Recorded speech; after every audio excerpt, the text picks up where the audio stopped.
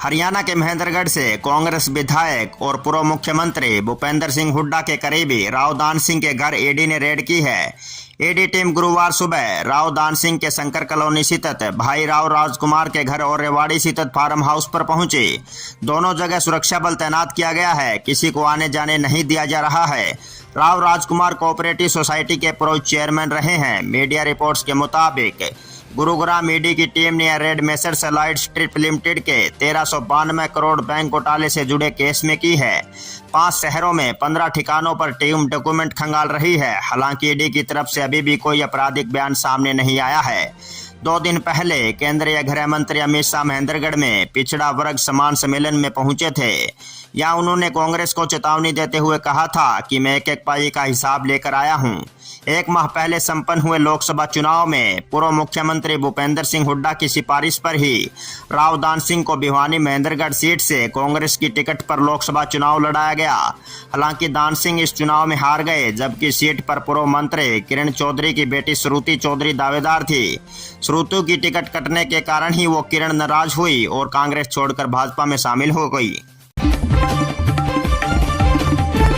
हरियाणा में एक बार फिर से मानसून सक्रिय हो गया है। हालांकि इसका असर सिर्फ 2 दिन तक ही रहेगा। आज हरियाणा के उत्तरी इलाकों में बारिश हो सकती है, वहीं कुछ अन्य इलाकों में भी हल्की से मध्यम बारिश का अनुमान जताया गया है। यमुनानगर और आसपास के इलाकों में भारी बारिश हो सकती है। इसके अलावा अंबाला, कुरुक्षेत्र, कैथल में भी बारिश देखने को मिल सकती है। आपको बता दें कि 1 दिन पहले वीरवार को प्रदेश के 15 जिलों में बारिश हुई थी। हल्की और मध्यम बारिश के साथ ही तापमान में गिरावट दर्ज की गई थी। अब 20 जुलाई तक प्रदेश के जिलों में बारिश की संभावना है। इससे अधिकतम और न्यूनतम तापमान में भी गिरावट हो सकती है। हरियाणा कृषि विश्वविद्यालय के कृषि मौसम विज्ञान विभाग के विभागाध्यक्ष डॉक्टर मदन कीचड़ के अनुसार हरियाणा में 2 दिन तक मानसून गतिविधियां रहेगी, लेकिन इसके बाद मौसम सामान्य रहेगा। इस दौरान धूप निकलने से उमस का सामना करना पड़ सकता है।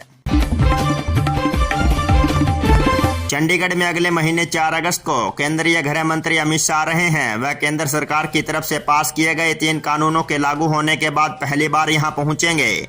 वह इन कानूनों के लिए चंडीगढ़ पुलिस की तरफ से बनाए गए केंद्र का उद्घाटन करेंगे। इसके अलावा उनके कई अन्य कार्यक्रम भी प्रशासन के द्वारा तय किए गए हैं। इसके लिए प्रशासन ने पूरी तैयारी शुरू कर दी है। प्रशासन की तरफ से उनके कार्यक्रम के लिए जगह निर्धारित की जा रही है। वहीं से वह कई प्रोजेक्टों का उद्घाटन करेंगे। चंडीगढ़ सहित पूरे देश में 1 जुलाई से केंद्र सरकार द्वारा पास किए गए तीनों कानून लागू किए गए हैं। इससे भारतीय न्याय संहिता 2023, भारतीय नागरिक सुरक्षा संहिता 2023, भारतीय साक्ष्य अधिनियम 2023 को केंद्र सरकार की तरफ से पास किया गया है। अब आपराधिक मामलों में इन्हीं कानूनों के तहत मुकदमे दर्ज हो रहे हैं। चंडीगढ़ पुलिस ने 24 घंटे इन कानून के तहत दर्ज होने वाले मुकदमों पर निगरानी रखने के लिए केंद्र बनाया है। केंद्रीय गृह मंत्री इसका उद्घाटन करेंगे। हरियाणा की सिरसा लोकसभा सीट से हरियाणा लोकहित पार्टी के विधायक गोपाल कांडा ने भाजपा को टेंशन में डाल दिया है। गोपाल कांडा ने दिल्ली में हरियाणा भाजपा के चुनाव प्रभारी एवं केंद्रीय मंत्री धर्मेंद्र प्रधान से मुलाकात की। चर्चा है कि कांडा ने विधानसभा की 15 सीटें मांगी है। कांडा का प्रदेश में वैश्य और पंजाबियों में अच्छा जनाधार है। हलोपा की सोच है कि जिन सीटों पर भाजपा को चुनाव में जीत मुश्किल लगती है, उन सीटों पर हलोपा अपना उम्मीदवार उतारेगी। हालांकि पिछले दिनों पंचकुला में केंद्रीय गृह मंत्री अमित शाह ने साफ किया था कि भाजपा हरियाणा में अकेले विधानसभा चुनाव लड़ेगी। गोपाल कांडा ने धर्मेंद्र प्रधान से मुलाकात के बाद सोशल मीडिया पर लिखा, केंद्रीय शिक्षा मंत्री एवं हरियाणा में भाजपा के चुनाव प्रभारी धर्मेंद्र प्रधान जी से आज नई दिल्ली में मुलाकात हुई। हरियाणा विधानसभा चुनाव सहित अन्य महत्वपूर्ण मुद्दों पर विस्तार पूर्वक चर्चा हुई। हरियाणा लोकहित पार्टी राष्ट्रीय जनतांत्रिक गठबंधन एनडीए का घटक दल है। लोकसभा चुनाव में भी एचएलपी ने सहयोगी दल के रूप में समर्पित सहयोग किया। आज की मुलाकात में विभिन्न विषयों और भविष्य की राजनीतिक संभावनाओं पर सकारात्मक विचार हुई है। हरियाणा में जननायक जनता पार्टी से गठबंधन टूटने के बाद निर्दलीय विधायकों के सहारे चल रही भाजपा सरकार की बुधवार को अचानक टेंशन बढ़ गई। पिरसला से निर्दलीय विधायक नयनपाल रावत सुबह अचानक अफसरों की कार्यप्रणाली से लेकर नाराज हो गए। उन्होंने यह तक कह दिया कि गुरुवार को इसको लेकर कोई बड़ा कदम उठाएंगे। जब चर्चा शुरू हुई कि रावत भाजपा सरकार से समर्थन वापस ले सकते हैं, शाम होते होते विधानसभा अध्यक्ष ज्ञानचंद गुप्ता ने नयनपाल रावत की मुख्यमंत्री नायब सिंह सैनी से मुलाकात कराई। साथ ही केंद्रीय मंत्री मनोहर लाल खट्टर ने भी उनसे फोन पर बात की। इसके बाद नयनपाल रावत बोले, मेरी शिकायतें दूर हो गई है, अब मैं सरकार के साथ ही रहूंगा। हरियाणा स्टाफ सिलेक्शन कमीशन ने ग्रुप सी के 3134 पदों को पुनर्विज्ञापित करते हुए फिर से भर्ती निकाल दी है। इनमें ग्रुप 6 के 1296, ग्रुप 58 के 1075, ग्रुप 59 के 517, ग्रुप 60 के 246 पद शामिल किए गए हैं। पिछले साल इन पदों के लिए 7 मार्च को भर्ती निकाली गई थी। आवेदन करने वाले सभी युवाओं को भर्ती परीक्षा में शामिल होने के लिए नए सिरे से आवेदन करना होगा। सीईटी पास युवा 21-31 जुलाई की रात 12 बजे तक ऑनलाइन आवेदन कर सकते हैं। सामाजिक आर्थिक अंकों के बिना मेरिट के आधार पर यह भर्तियां होगी। आवेदकों को किसी भी पद के लिए कोई शुल्क नहीं देना होगा। हाई कोर्ट के आदेश पर ग्रुप सी पदों के लिए आयोजित सीईटी का संशोधित परिणाम जारी करने के बाद एचएसएससी पहले ही ग्रुप सी के 15,755 पदों और पुलिस कांस्टेबल के 6,000 पदों को पुनर्विज्ञापित करते हुए आवेदन मांग चुकी है।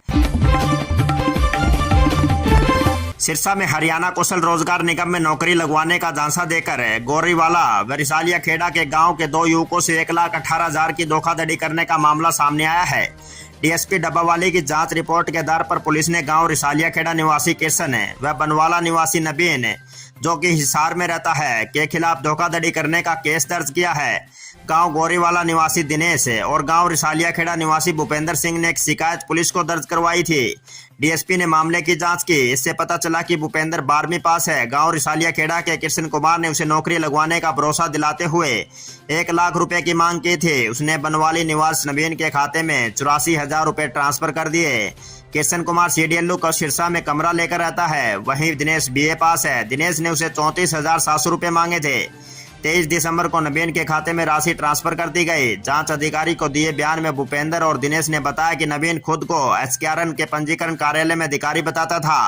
आरोपी कहते थे कि अगर वे नौकरी नहीं दिलवा पाए तो 1.5 गुना रकम वापस कर देंगे, लेकिन उनको न नौकरी मिली और न ही मूल रकम उनको वापस की गई। दोनों आरोपियों ने सिक्योरिटी के नाम पर उक्त राशि हड़प ली। पुलिस ने केस दर्ज कर छानबीन शुरू कर दी है।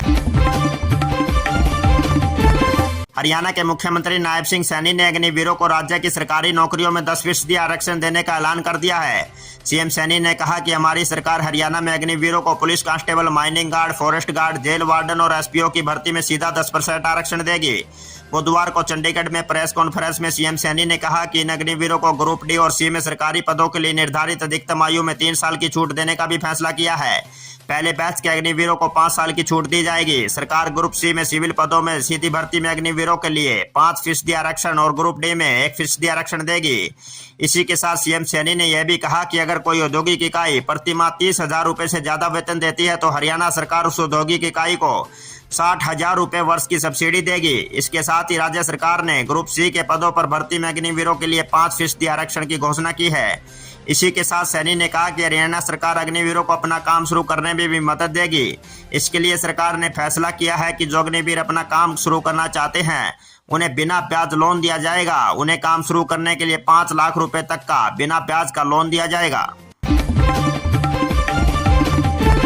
रोडवेज कर्मचारी यूनियन संबंधित हरियाणा कर्मचारी महासंघ ने बुधवार को सोनीपत डिपो में बैठक की। इसमें 25 जुलाई को पेंशन आक्रोश मार्च निकालने को लेकर चर्चा की। मीटिंग की अध्यक्षता डिपो प्रधान मंजीत पहल व मंच का संचालन अनिल बडोली ने किया। उन्होंने बताया कि 25 जुलाई दोपहर बाद काले कपड़े पहनकर सोनीपत बस स्टैंड से सुभाष चौक तक पैदल मार्च निकाला जाएगा। कर्मचारियों की एक ही मांग है कि पुरानी पेंशन बहाल की जाए। इससे पहले भी कई बार आंदोलन किए गए हैं। सरकार कर्मचारी हित की बातों को नजरअंदाज कर रही है। उन्होंने कहा कि समय रहते पुरानी पेंशन बहाल नहीं हुई तो आगामी विधानसभा चुनाव में इसका असर दिखेगा। 1 सितंबर को पंचकुला में मुख्यमंत्री आवास का घेराव भी किया जाएगा। इसमें रोडवेज कर्मचारी बढ़ चढ़कर भाग लेंगे। हरियाणा सरकार ने हिसार के आदमपुर में नगरपालिका को भंग कर पंचायत बनाने की मांग पर मुहर लगा दी है। भाजपा नेता कुलदीप बिश्नोई और आदमपुर विधायक भव्य बिश्नोई ने इसको लेकर सोशल मीडिया पर पोस्ट डाली और सीएम का आभार जताया। आदमपुर के विधायक भव्य बिश्नोई ने अपने एक्स प्लेटफॉर्म पर लिखा कि आदमपुर हमारा परिवार है और हर आदमपुर वासी हमारे लिए भगवान के समान है। आदमपुर नगरपालिका तोड़वाने की आदमपुर वासियों की मांग सिरे चढ़ाने के लिए हम प्रयासरत थे। इस मांग को स्वीकार करने के लिए मुख्यमंत्री एवं शहरी निकाय मंत्री का भी आभार व्यक्त करते हैं और आदमपुर वासियों को नगरपालिका टूटने पर बधाई देते हैं। वहीं पूर्व सांसद कुलदीप बिश्नोई ने लिखा कि जिसे हम पिछले 56 सालों से निभा रहे हैं और हमेशा निभाते रहेंगे। बस आप अपना विश्वास हमेशा की तरह यूं ही बनाए रखना। विदित रहे कि आदमपुर नगरपालिका बनने से स्थानीय लोगों में रोष था और इसको वो तुड़वाना चाहते थे। कुलदीप बिश्नोई एवं भव्य बिश्नोई ने आदमपुर वासियों को विश्वास दिलाया था कि जनभावना के अनुरूप सरकार निर्णय करेगी और हर हाल में वे उनकी मांग को सिरे चढ़ाकर रहेंगे।